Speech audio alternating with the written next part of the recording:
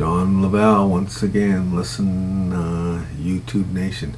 If you're trying to pass an e-test with your car, especially if you got an old car, here's how you pass a test. First of all, if you have a car, period, make sure you're changing the oil regularly. I mean, if it says 5,000 miles, change it at 3,500 miles, and use a good quality oil, and use a filter. Now, why? Because if you don't, the viscosity of the oil breaks down, and once it does that, it's offering you no protection, and you end up with worn out rings, and your valves are worn and leaking, and then it starts sucking up oil into the cylinders. You can tell a car, it's got black shit flying out the back. That's because they didn't change the oil, and that's a very, very expensive job to have fixed, and you will not pass an e-test, believe me. You're looking at a few $1,000s minimum plus labor. So you always want to make sure your oil's being changed regularly. And then the next thing is, before you're going to have an e-test, I always change the oil before I have an e-test. Not that it really matters, but I just change the oil before I have an e-test. And the other thing I do is I always schedule my e-test, like you have a year's margin for your e-test. It's a legal document that covers you for a year. Now, my e-tests, based on my birthday, come right up in right at the beginning of January, which is not a good time to e-test. I'll tell you why, because the car is cold.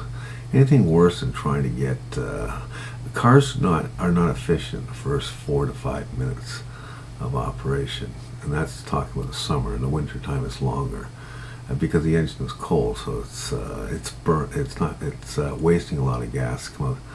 Gas is half fired off. It's coming out the pipe at the back. In fact, you use more gas in the first 5 minutes than you will in the next hour or two. Actually, it was quoted 4 hours or something. Anyways, so what I do is I schedule my e-tests for the end of the summer, and then I just hang on to the paper for when I have to get my license sticker. So before you go for an e-test, take your car for a 20-minute drive, 15-20 minutes, but not on back streets where it's slow. You want to get up on a highway where you're doing 80 kilometers. I don't know what that, about 60 miles an hour, I guess that is. Close to 55 miles an hour. Anyways, you don't have to be up on the big, Trans-Canada highways or whatever, but the other highways from, the ones that lead from town to town.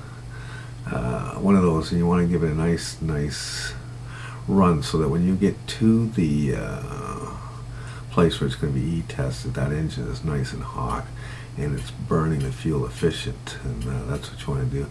And replace the air filter, and that's basically all you have to do. You don't have to buy all these. You can get these things that you can put into your engine and stuff that apparently is supposed to make sure they don't detect anything. But really, if you just do that, you'll pass the test. I've had cars that were 18 years old.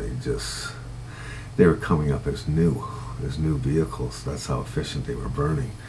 And that was basically, if you don't do the oil change and you don't do the air filter, just do that one thing of the 15 to 20 minute run, and you don't take it home. You take it straight to the e-test. So you leave 20 minutes before the test starts, and that's what you want to do. And even if the car has to sit in the lot there for 10 minutes or 15 minutes waiting to go in, it doesn't matter. It's still running